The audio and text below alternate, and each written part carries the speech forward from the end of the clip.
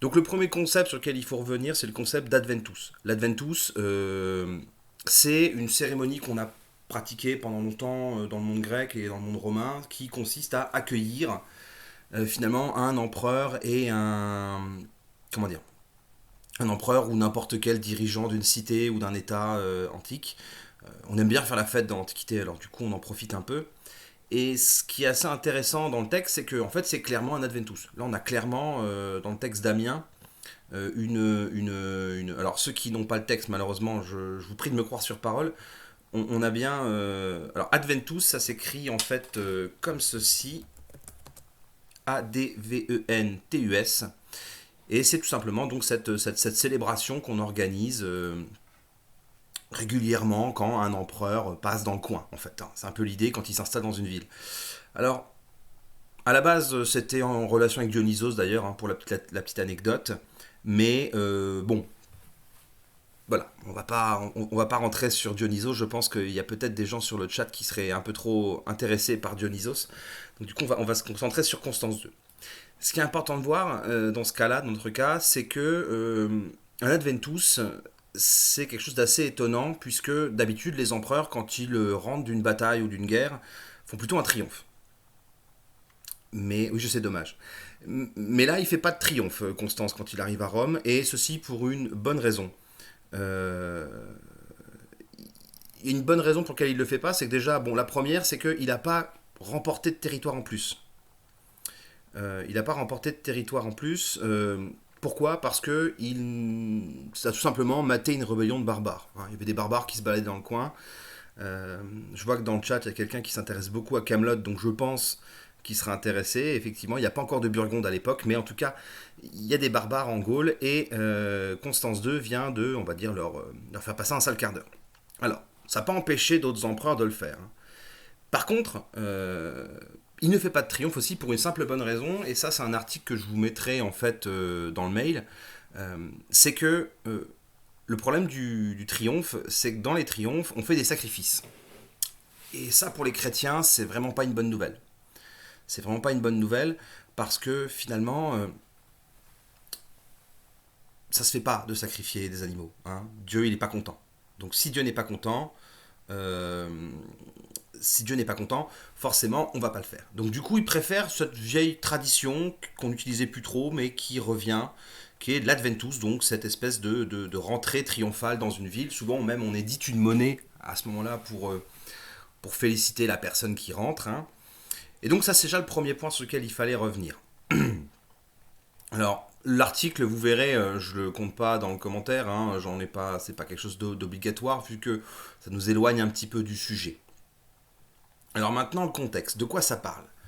Euh, Au niveau de Constance II, on a un empereur, donc fils de Constantin Ier, hein, alors pourquoi Constance II? Parce qu'il a eu un frère qui s'appelait Constance, voilà, tout simplement. Et lui, c'est un oriental. Il a plutôt toujours vécu en Orient, c'est son truc. Il a vécu à Constantinople toute sa vie.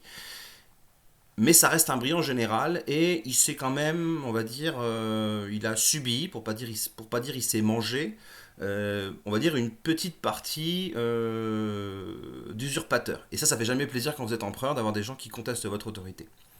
Donc du coup, quand il a pas eu, quand il se rend compte que des barbares arrivent un peu partout, il n'a pas envie qu'un usurpateur les défonce, excusez-moi du terme, hein, mais les défonce, et du coup se déclare empereur. Du coup, il y va lui-même.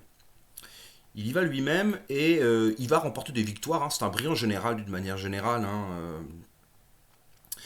Donc il décide de se rendre en Gaule et on va dire au moment de notre texte, au moment où il se décide de finalement arrêter parce qu'il en a un peu marre de tout ça, il va tout simplement aller à Rome pour se reposer un peu et il va donner à son neveu, le fameux Julien, hein, en futur empereur, il va lui donner finalement le titre de Princeps, de César.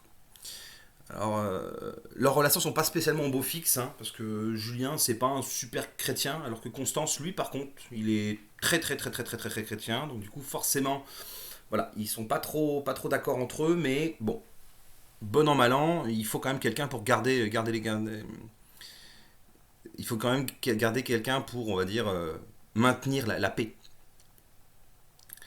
Euh, Ce qui est important à comprendre ici, c'est que Constance se rend à Rome parce que bon, c'est un passage obligé en fait. Il ne peut pas se permettre de ne pas passer à Rome, surtout après une campagne militaire. Donc du coup, c'est pour lui quelque chose, on va dire, d'un peu obligatoire. Euh,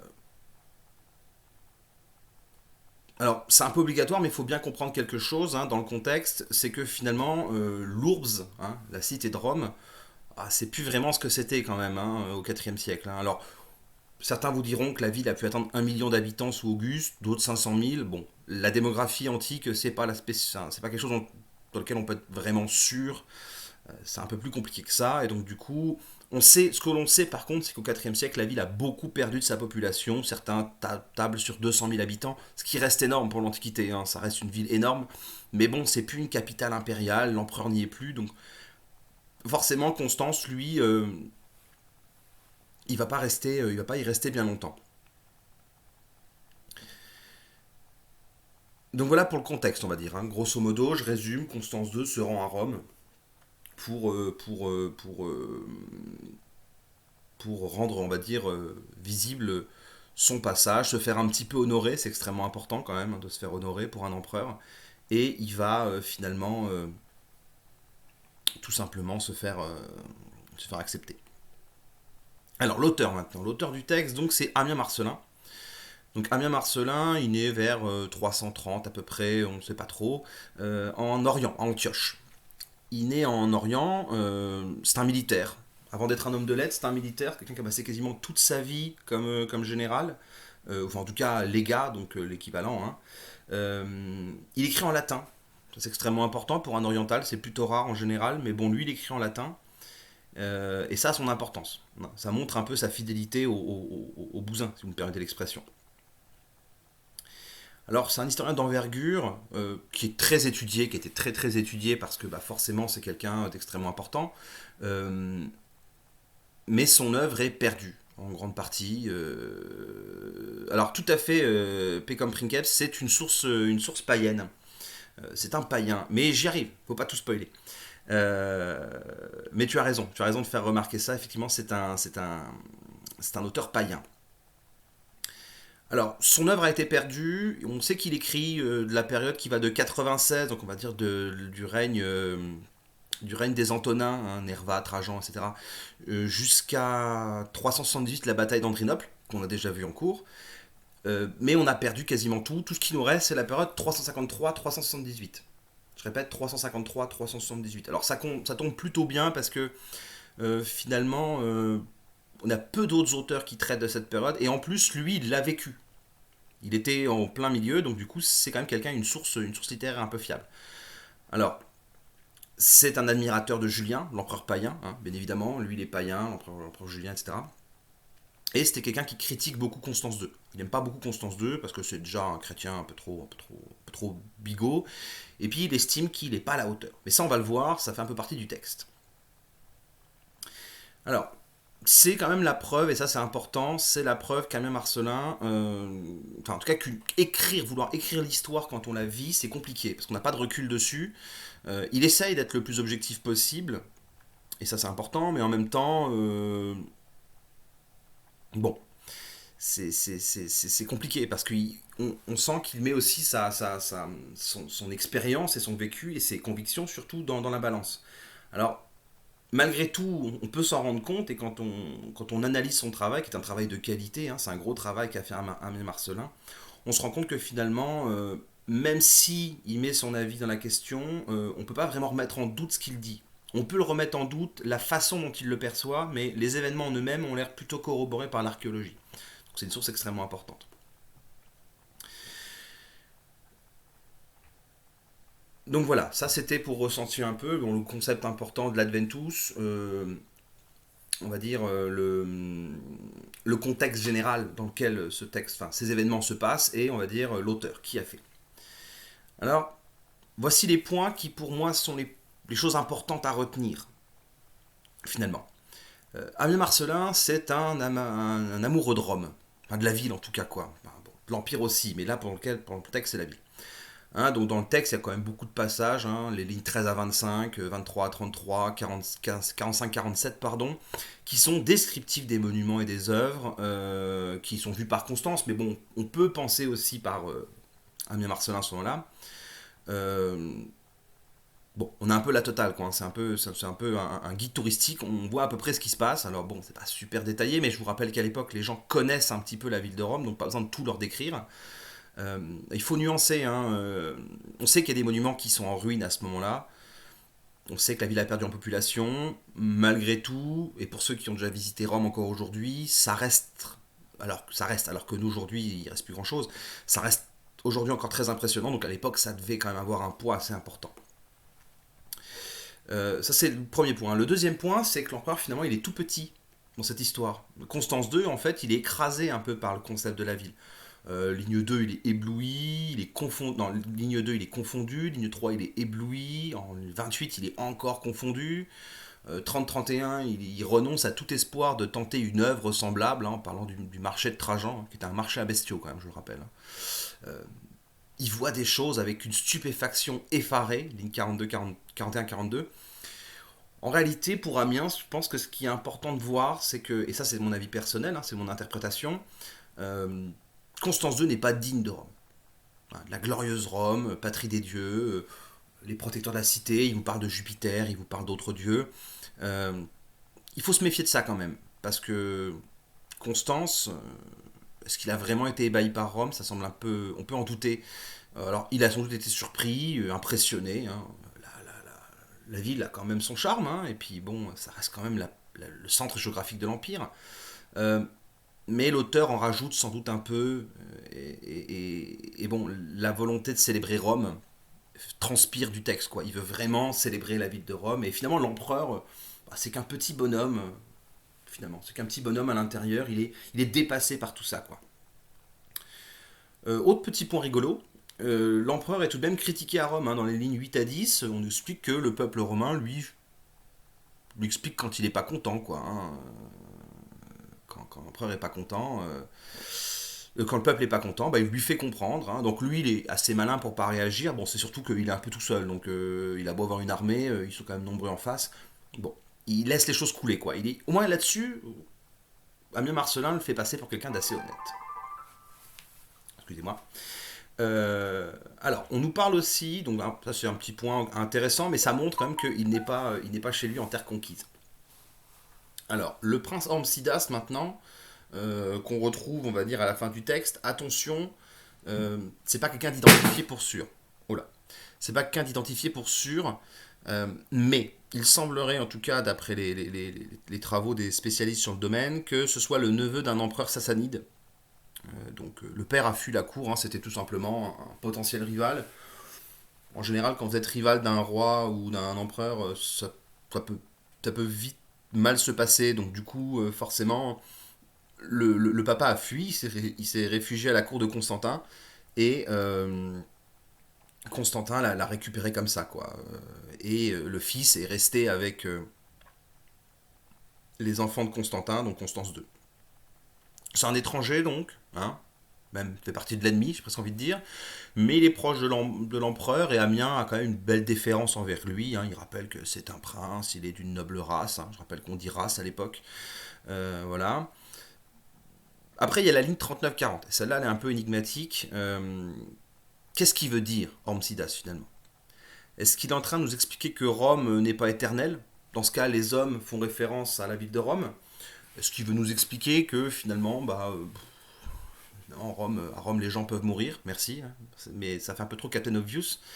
Je pense plutôt qu'il essaie d'expliquer, enfin nous dit en tout cas, Amien Marcelin par son personnage essaie de nous expliquer que ce brillant foyer de la civilisation qu'est Rome n'est pas insensible au temps, et que finalement, bah, voilà, Rome, oui, c'est une ville glorieuse, une ville légendaire, mais finalement, est-ce que c'est autre chose qu'une ville, hein? Sans doute qu'une ville en fait. Alors, voilà, c'est une interprétation. Ce passage n'est peut-être pas si intéressant, pas si important que ça, mais il mérite qu'on s'y intéresse parce que la phrase est assez énigmatique. Aussi, autre point qui me semblait important de relever, c'est que l'empereur ajoute tout de même sa trace dans la ville. Hein, ligne 44-47, on nous explique qu'il élève un obélisque et il consent à embellir la ville de l'Empire, si vous voulez, en fait, finalement. Enfin, il pose sa marque, hein, il impose son style, comme diraient certains. Euh, mais bon, pour Amiens, c'est extrêmement important. Hein, il le replace en disant il fait un obélisque, c'est bien, le grand cirque. Un grand cirque qui se trouve juste en dessous du palais impérial. Alors, c'est vrai pour Amiens que c'est important, mais finalement, un obélisque, même au IVe siècle, c'est pas un bâtiment, c'est pas un monument assez extraordinaire. Donc, enfin, ça reste extraordinaire, mais c'est pas si extraordinaire que ça pour un empereur. Ça peut aussi être interprété comme un acte minimum. Constance II arrive, il fait sa, il fait sa, il fait sa petite, sa petite construction et puis il s'en va quoi. Et c'est là que ça devient intéressant parce qu'en fait, ça montre aussi que Rome est en déclin. Hein. Alors la ville comme l'empire, hein, mais là c'est bon, on parle de la ville. Alors le texte d'Amiens Marcelin, il nous donne une autre image. Hein. C'est un touriste finalement. On a l'impression d'un guide, enfin pas un touriste, mais d'un guide touristique qui vous explique à quel point la ville est merveilleuse, pleine de splendeur, son histoire dégouline de tous les murs. Il y a des monuments partout, c'est génial. Euh, mais finalement, on peut se dire que même pour Aimé Marcelin, c'est clair, quoi, la ville est en déclin, hein, puisque finalement, bah, malgré tout, ça ne reste qu'une ville et l'empereur n'y est plus. Donc voilà, il faut remettre ça dans le contexte aussi. Hein. Alors selon moi, ce qu'il faut retenir du texte, hein, ça ne reste que selon moi, mais ce qu'il faut retenir du texte, c'est vraiment l'amour d'Aimé Marcelin pour Rome, et que finalement, pour Rome, alors la ville, certes, mais aussi sa civilisation, ce que représente l'Empire. Et pour lui, ben, c'est là où son paganisme ressort finalement. C'est que finalement, euh, des drops. Ah, est-ce que j'ai des drops? Je ne pense pas. Bon, je vais régler ça de toute façon. Euh, mais en tout cas, on nous laisse l'image d'une ville un peu musée. Et finalement, Constance II il reste indigne de Rome en fait. Il reste indigne de Rome. C'est quelqu'un qui finalement n'a pas trop de place ici quoi. Il n'est pas assez prestigieux, il n'est pas assez grand. Même si dans le texte, attention, dans le texte, il dit pas que c'est un mauvais empereur. Il y a d'autres textes où il le dit, mais pas dans celui-là. Hein. Il dit pas que c'est un mauvais empereur, mais il est pas à la hauteur de la glorieuse cité. Chose d'ailleurs que Julien dira, lui, par contre. Hein. Enfin, qu'on dira que Aimé Marcelin dira de Julien. Et c'est là que finalement le paganisme et le christianisme s'affrontent dans la pensée de l'auteur. Hein. C'est là où on voit un peu les deux. Alors c'est fait de manière très subtile, certes, mais il y a déjà un point assez intéressant, c'est que finalement Amiens il cite beaucoup de dieux. Vous en trouvez dans tout le texte, des dieux romains, Jupiter, etc. Mais à aucun moment il ne parle du dieu des chrétiens. C'est assez étonnant finalement, parce que c'est quand même la grosse querelle religieuse de l'époque. Alors que la ville est déjà le siège de la papauté. Hein. Il y a déjà un pape à l'époque, hein. Donc il y a déjà un évêque de Rome. Alors peut-être pas un pape comme on l'entend aujourd'hui, mais il y a déjà l'évêque de Rome. Euh, donc voilà, ça nous montre surtout l'amour de Damien Marcelin pour la ville de Rome et son empire, et finalement à quel point ces empereurs chrétiens n'en sont pas dignes, finalement. Donc voilà, c'était vraiment les points sur lesquels je voulais insister. J'ai pensé nécessaire de revenir dessus. Alors, ce ne sont pas les seuls, bien sûr. Hein. Il y a d'autres choses qui peuvent être encore vues. Hein. La problématique que vous aurez mis en place ou l'argumentaire, ça c'est votre choix. Euh, oui, effectivement, merci pour l'émoticône. Ça c'est votre choix. Donc du coup, maintenant, si vous avez des questions ou des remarques par rapport à la période, par rapport à tout ça, à un autre texte, n'hésitez pas. Je me ferai une joie de vous répondre.